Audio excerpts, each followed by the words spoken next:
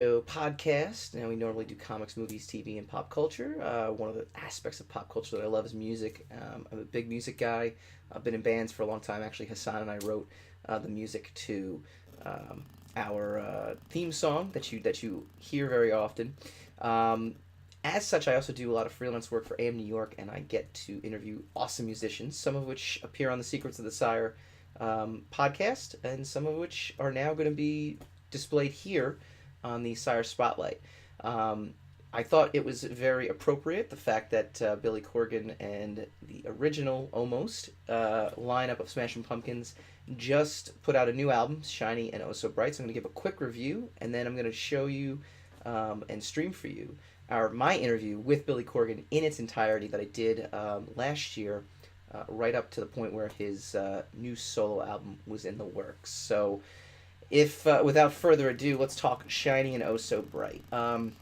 There's a definitive capturing of the old Pumpkins. There's no question. There's inspiration here. Now I'm a big Pumpkins fan, and I've kind of rediscovered them over the last, I don't know, 3 years or so. So I got a hold of Zeitgeist. I loved Oceana. I thought it was actually more classic Pumpkins feeling than anything else. Monuments, the one that came out with Tommy Lee as the drummer, was definitely lacking. That felt like more like a Billy Corgan solo record. He gets into these electronica kind of things, and we'll talk about that for Shiny Now So Bright. That I'm not exactly a big fan of. I mean, I'm a big fan of guitars and the psychedelic aspect to it. In that regard, Shiny and Oh So Bright kind of falls a little short. Um, there's a couple of moments where you kind of get that, especially in track two, which is obviously the most popular one I think at this point, where you do get to see a little bit of that. It's the Silvery Sometimes Ghosts song, and I think it definitely is a great track. But you don't get the psychedelic stuff. What you do get though is Jimmy Chamberlain on the drums. Rocking it out. I mean, Matt Byrne, who filled in for Jimmy on Oceana, was actually a pretty talented drummer and had a couple of really great tracks. But you get, I mean, you just don't get the same thing. Silvery Sometimes, Travels, Solera, Marching On, With Sympathy, Seeking You Shall Destroy. I mean, these could all fit. Now, it's slickly produced. I think there is a certain quietness to what Butch did on Siamese Dream that really and Gish that really made those records really great. Melon Collie kind of followed in those same footsteps. So if you're looking for that kind of sound and that kind of mixing and that kind of just engineering, it's not here. But again, you can tell. It's amazing you can tell when a band is inspired. I think they're all pretty excited, be it money, be it trying to get themselves into the Hall of Fame by reuniting, whatever the case is, or just being genuine friends again. You can tell there's an inspiration here. Now, obviously, I'd be remiss to not mention the whole Darcy thing. My take on Darcy not being here. Uh, I don't think Billy. Let me say this. I think Billy's a savvy enough businessman to know that having all four members would have been a better experience. Now, for whatever reason, people are saying jealousy. People are saying, I have no idea. She's gone on record on different websites like alternativenation.net, saying that Billy just wanted to cut her out and was always jealous and this and that. I think there's probably an aspect to it. I'm sure there's an ego aspect to it. But I can't imagine. He's a savvy enough guy to know that having Darcy in full on this record would be just a way better experience for the fans, and if it's for Hall of Fame purposes, would help catapult them into the Hall of Fame. So, but I just don't buy it. I really do think physically something is not quite right. He's made reference to that, where she's been unhealthy. She's recovering from different ailments. I won't go into any addiction history she may or may not have. I don't have the facts on that. I don't want to speculate, so that's not what I'm here to do. But I think physically, and I think also, look, I have interviews with Butch Vig. I actually can display for you guys in a couple of months. Actually, I have two Butch Vig interviews, and one touches on Smashing Pumpkins, and he mentions, look, Billy Corgan at the end of the day was the better musician. All the bass lines on Siamese Dream, and even in Melon Collie, for the most part, Billy was the one who wrote them, and they used Billy's bass lines. So I think there's something to that too. I think, like I said, Billy would be too smart not to include her. But hey, for right now, we're focused on the present, not necessarily the past. And the new record is solid. It also does, though, mind you, as solid as it is, has some of the worst tracks I've ever heard. Knights of Malta is god awful. It's the lead track, so at least I could skip that very quickly. Alienation also too. I mean, I don't like it when I don't like the electronic stuff that Billy got into with Adore. I don't like any of that stuff. So to me, Alienation is god awful. Knights of Malta sounds like an attempt at a pop record, and comes up very, very short. So I think in general, if we can avoid those two tracks, the better. Travels, I think, is beautiful. I think Silvery Sometimes is also just an amazing, amazing track. Marching On, I mean, it's, there's some really great ones here, and there's inspiration. You can tell the band's pretty inspired. So that's my take on the record. We're on Facebook, we're on YouTube, we're on all these things. I will comment after the fact. I just obviously just can't do it while I'm doing this. And without further ado, I want to hand you off to my interview with Billy Corgan. This is circa last year. I'm really excited to get these things out here. We're going to be doing these every single week. Next week, what we're going to do also is bring you my interview with Ed Kowalczyk, which was right around the time Live had broken up and he was doing solo stuff. We've also got Live's drummer, Chad Taylor, who's amazing. He's just an amazing drummer. So, anyway, without further ado, I give you Billy Corgan. So speaking of all the lineup changes that the Pumpkins have endured, with you kind of essentially carrying on the mantle, when I heard you were releasing a solo record, my mind was kind of like, well, why not just make another Smashing Pumpkins record? But then heard the first single, and it kind of made sense, because the single is, it's just a completely different sound. So tell me about the solo record. Tell me why do a solo record, and how the sound is kind of is different than what you've done before. Okay, well, I sort of reached the point. We're actually working on a follow-up to the last Pumpkins album, which was called Monuments to an Elegy. Yep. And about halfway through the record, I kind of lost my mind, and I thought, I can't do this anymore. I just ran out of gas on trying to do Smashing Pumpkins music, so I wrote a batch of songs that ended up being the foundation for this record.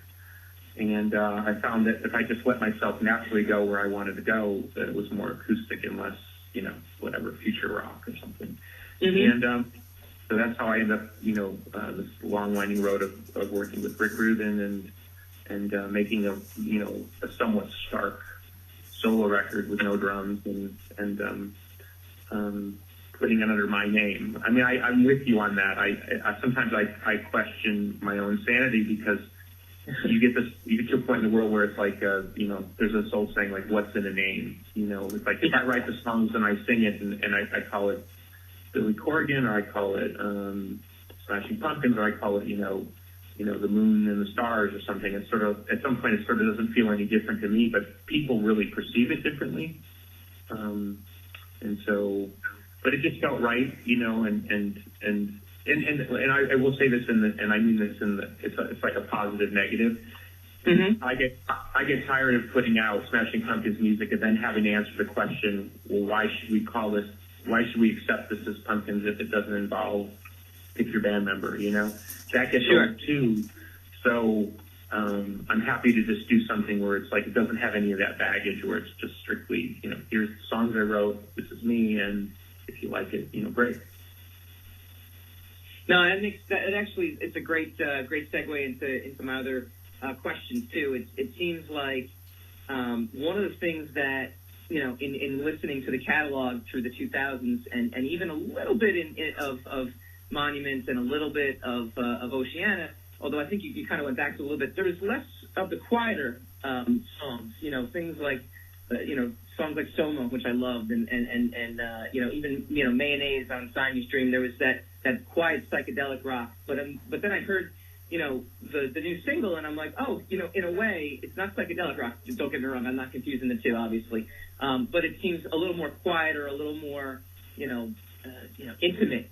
Is that kind of like the vibe of the rest of the record? I've only heard the first single, so I'm just kind of. Oh yeah, yeah. The record doesn't have any drums, so if you hear the first song that came out, which was Aeronaut, the whole rest of the record's kind of got a similar vibe. Yeah.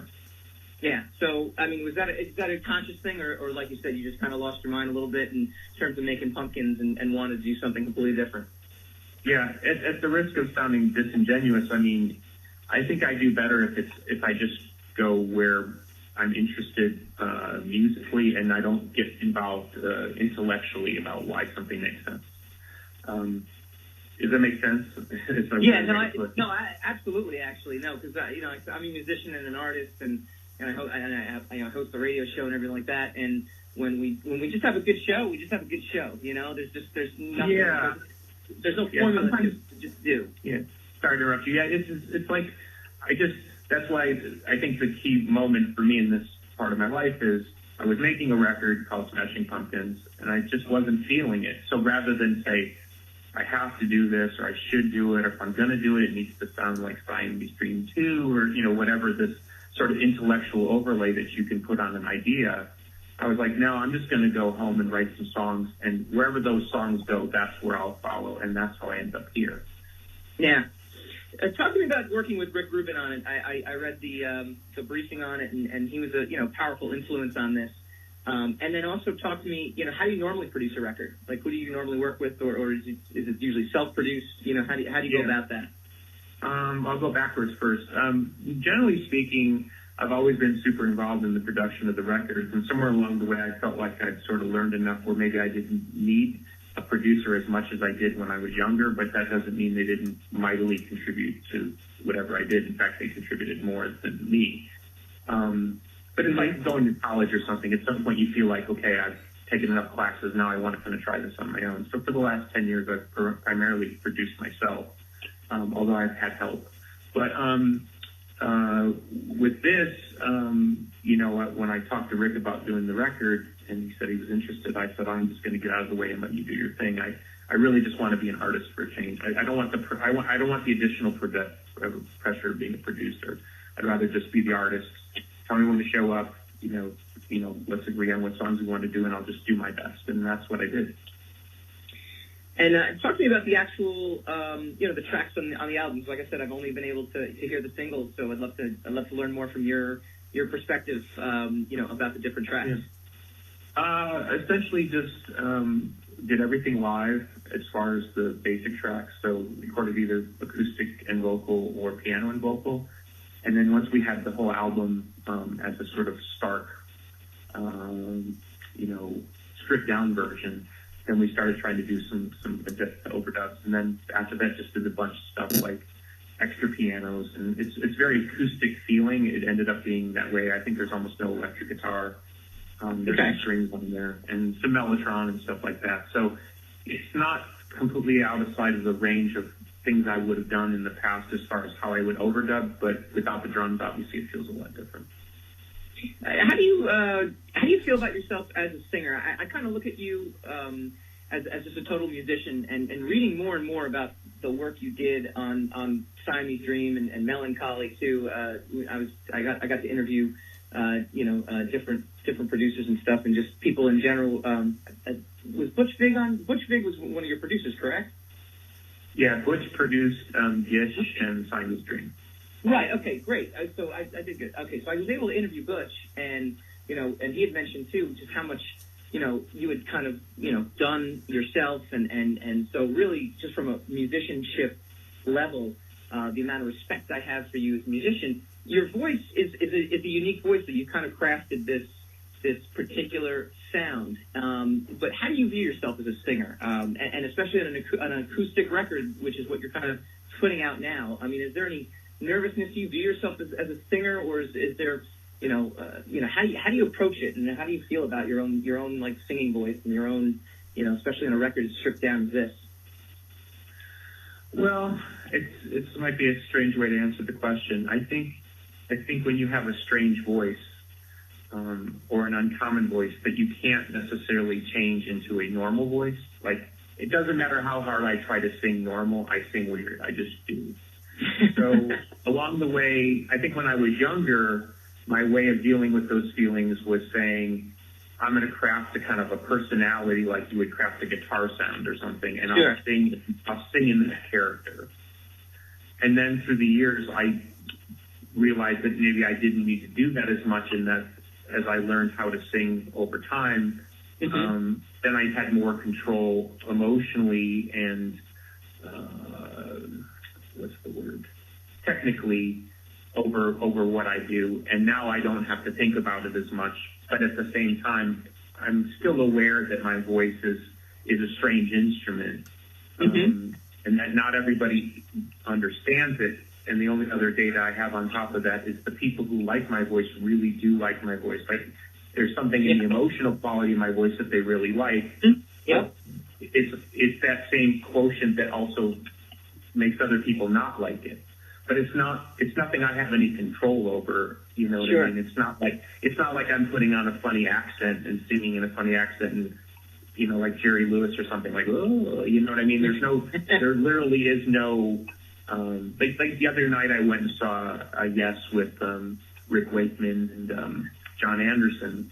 And John Anderson's voice, I mean, it was unbelievable. He sang like every song in the original key. He sounded phenomenal. I was astounded. But when you go talk to John, I talked to John Anderson for a minute after the show. It was very nice, and it was an honor to meet him. But you know, he has a very strange voice. You know, it's a one of a kind voice. There's only one guy in the world who sounds like John Anderson. And I'm talking to him, and I'm literally hearing that voice in conversation. And it's as weird as mine. I mean, it is what it is, you know. And I heard people say the same thing about like, oh, you know, the music's too weird and the voice is too well. That's the sound. I mean, for me as a fan, I love it. I wouldn't change a thing. So I kind of get that. I guess what I'm trying to say is I kind of get it, the best I can get it, but it's not like I have any control over it other than doing my best. No, and I personally love it, but I agree with the answer. It's a unique sound for sure.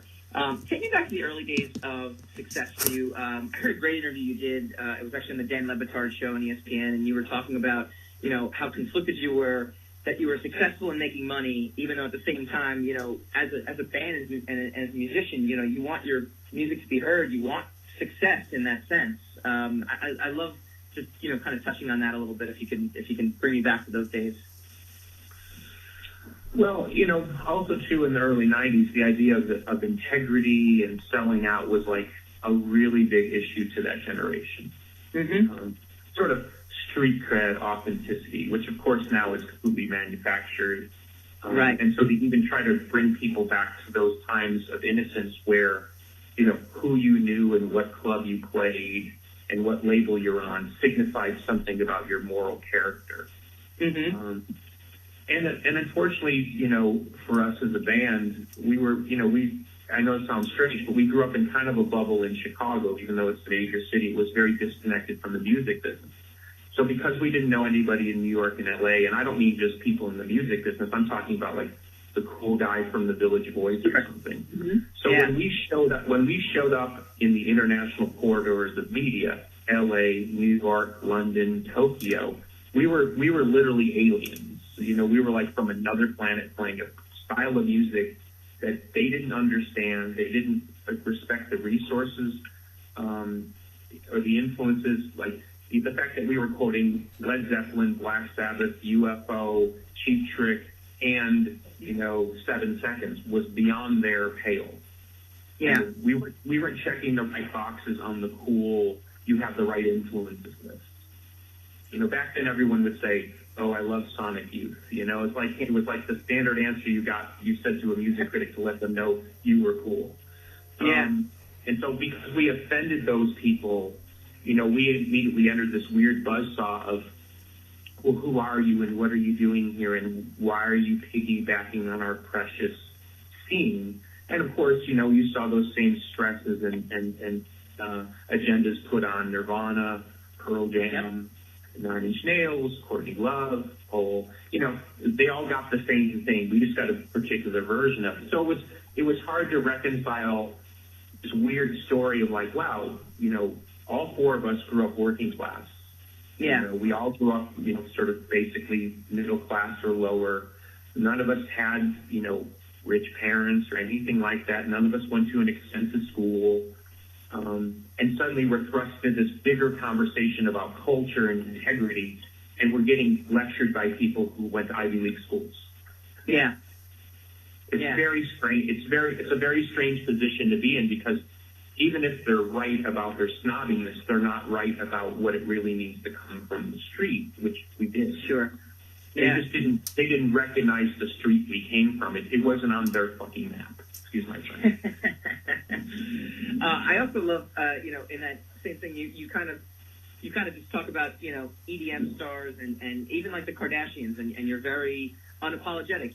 They're doing something unique, and I kind of adopted that mantra too, because for years, I think growing up in the 90s, that's exactly what you kind of explained it very succinctly. It's the selling out quotient, and people kind of are angry at the Kardashians because they make millions of dollars, they don't do anything, but what they do is they do something, and they do it really well, and that's something you've kind of touched upon before. Yeah, I think we're long past the time of judging how people gain success in the culture. I mean, you can be very derogatory about it, or you can be very celebratory about it, but the fact of the matter is there really is no difference in American culture anymore between what used to be considered highbrow and lowbrow. Yeah. Yeah. Punk rock songs are used in telephone commercials. You see celebrities who are really, really big celebrities routinely slumming to sort of gain some sort of credibility, with the masses, so that they think that they're down with the people. Yeah. There's just it's such a blur that unless you're let's call it a daily observer and commentator on the culture as it exists, parachuting in and out and making the occasional comment is sort of worthless, because you just can't keep up with that jet stream anyway. And you know what? It's not going to slow anybody down either. Yeah. Yeah. One other thing too you're very outspoken about is social media and how dangerous it can be. For me, it's censorship. That's the thing that I'm as an artist, I'm personally always concerned about. I'm concerned about not being able, to express yourself in a logical or intelligent way without being shot down because your opinion doesn't jive. And that's something you've kind of addressed before as well too. Well, I think even though it's a very quiet subject on the bigger radar at the moment, I think free speech is probably the number one issue in our country. Mm-hmm. It's strange because we have some really, really big issues in our country right now, and it's not to diminish them in any way. But my argument would be, very simply speaking, as an artist, that as long as free speech is protected in this country, all the other ills in our society will be taken care of more efficiently and more quickly, with more people participating in the process. Yeah. And when you try to silence people, however repugnant you find their opinions or their views, you're only delaying the amount of time it's going to take to get them on board if you are on the right side of the street with a particular issue.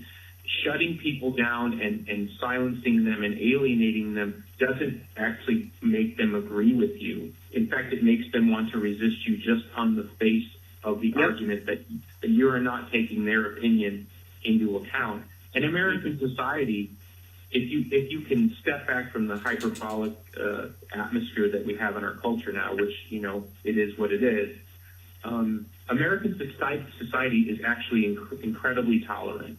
We tolerate, and I mean this in a very wide sense of the word, we tolerate an incredible, diverse set of opinions, cultures, styles. We are, arguably the most progressive country in the history of mankind. And we've done it in a very short time. In terms of historical arcs, we've moved very quickly, and we've been very influential in the world. And so I trust that as long as we keep free speech at the center of our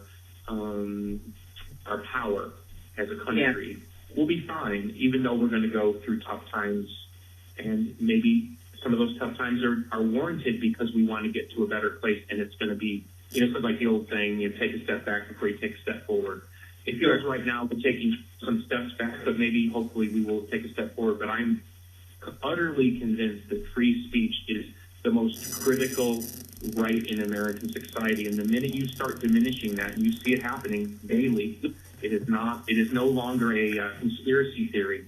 When you see the curtailment of free speech, particularly by corporate interests, who don't really care about the American Republic as much as they care about their bottom line and making sure they don't get attacked by some interest group.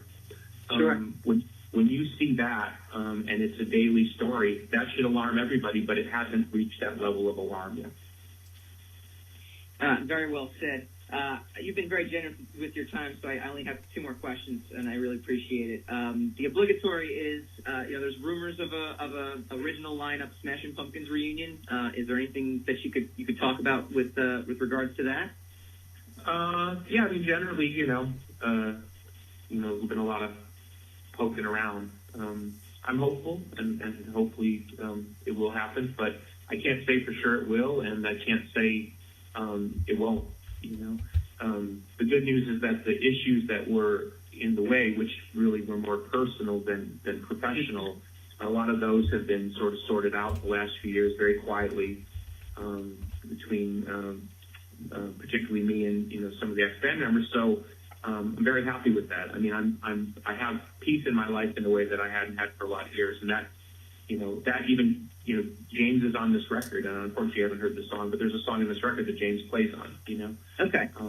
To have James and Darcy particularly back in my life is a great thing. So whether or not we play, if we play, how we play, where we play, what we play, that is all totally secondary to me, beyond the fact that we have this reestablishment of the relationships, because that's really what drove the music in the first place. Sure. Wow, well, that's great news, and I'd love to. I hope it keeps progressing in a way that we get to hear. We get to hear some music out of you guys. Last question. This is a pop culture podcast, after all, so I have to definitely. We focus on superhero movies and comic books and things like that.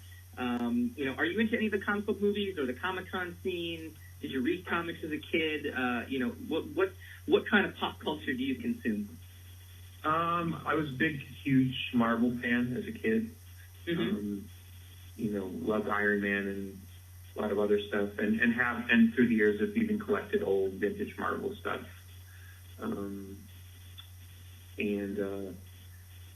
As far as the comic book movies, I can't do it anymore. They lost me about Iron Man 1. I think that was my last. I get it in the sense that I really think it's awesome. And somebody who grew up in the like I went to Star Wars the day it came out. The original 1977 version. So as somebody who grew up in an era that saw the dawn of what is now the modern version of that, and how it went through like a terrible time in the 90s, and it's made this incredible comeback, and to see what Stan Lee and Jack Kirby and all them built. Even the Batman stuff. It's really cool as a fan, but I think that the economic part of the movie business interest, in terms of how it's influenced those movies to where they feel less original. I will say, though, to not sound completely like a negative guy, I thought the Doctor Strange movie that came out, I guess it would have been out about a year ago, I thought that was really now this is somebody that's actually doing something different, and this feels right to me as a fan of that character. I thought that was really awesome. But overall, like the third, fourth, fifth Spider-Man reboot, super CGI, I can't do it anymore, and maybe I'm showing my age, but they kind of lost me along the way on that. Because I will say this real quickly, and I'm saying it as a fan because I know you have people, and I don't want to be that guy. I'm not being a hater. What if you go back and read the original Marvels, what was really attractive was that there was always a sense that in amongst the superpower stuff was a friendship and camaraderie and kind of a piss take on modern culture, kind of making the sarcasm was always kind of part of the whole thing. Mm-hmm. And I think when it gets too CGI, too over the top, too ridiculous, I think an old school fan like me feels a little bit like, this isn't really why I'm into this stuff. Yeah. And I go back, and real quickly, I'll go back to the first Star Wars movie. You go back and the special effects are a bit soggy and stuff, but the relationships in that movie are so strong. And the way those characters seem to bond together in a particular way, that's what makes the movie so special. Yeah. So as long as you always have that, I think the other stuff is the cool part. But if you miss the relationship part, like in the Fantastic Four, if you don't have that relationship, it's just another movie. And these days, anybody can make those movies. I mean, there's so many CGI movies, it's like you lose count. Sure. Real quick, that's not you in Small Wonder, right? And how many times have you gotten asked that? Oh, Jesus Christ! If I could reach the phone and strangle you, I would. And I will say though, to carry the joke on, that joke went on for a while. God knows how it started. It was like a weird urban myth rumor, and then it turned into Manson. So somehow he started getting it. And I've been with Manson when people have come up to him and asked him if he was the kid in Small Wonder. Oh my gosh! So somehow the urban myth of me, it was me, turned into Manson. So I'm very happy to say it is him, and you can ask him about it next time you talk to him. Billy, this has been an absolute delight. I really, like I said, been a huge fan for a long time, and just rekindled my fandom into your music the last 3-4 years or so. So it's been just really great timing, and I'm looking forward to the solo record and trying to score tickets to the show as well too. All right, that was Billy Corgan. Thank you guys if you're stuck around this long, please subscribe to us. If you're watching us on YouTube, please hit the subscribe button. That's great. We're going to be doing this every week. Like I said, had a little interruption with some new baby stuff, which is fun. Kind of fun little thing, re-listening to that interview too, though, hearing him talk about Darcy and his life, so it's interesting how that went from being like, hey, we're gonna get the full band, to we're not gonna get the full band. So very, very curious as to what went down, but we'll have to see. We'll have to take someone's word for it. Next week I'm gonna run the Ed Kowalczyk interview in full. This is a long interview. It's about 30 minutes. And the Chad interview from the drummer from Live. So both of these took place before they got reunited, when Ed was doing a solo thing and Live was doing their replacement with Chris Shin as the lead singer. And I'll give you my review of the new Live record. So it's kind of cool. I enjoy doing this. If I can talk with some people who dig the kind of music I dig, then it's great. We've got interviews with Atlas Genius. I got an interview with Chris Cornell, which I think you can check out on the YouTube page already, but I'll rerun it as a spotlight at some point before he passed away. We'll talk about the stuff that they're re-releasing for him. We're going to talk, I'm doing an interview with Macy Gray today, which is pretty cool, so that will be up in a couple months as well, too. We have Young the Giant. We have Craig Finn from Hold Steady. I mean, I've got such a library of these great interviews, so really, really excited to break them out for you guys. So, all right, check out our regular show. It is Wednesday nights, 8 p.m. Eastern, talkradio.nyc, and there we go. See you guys later.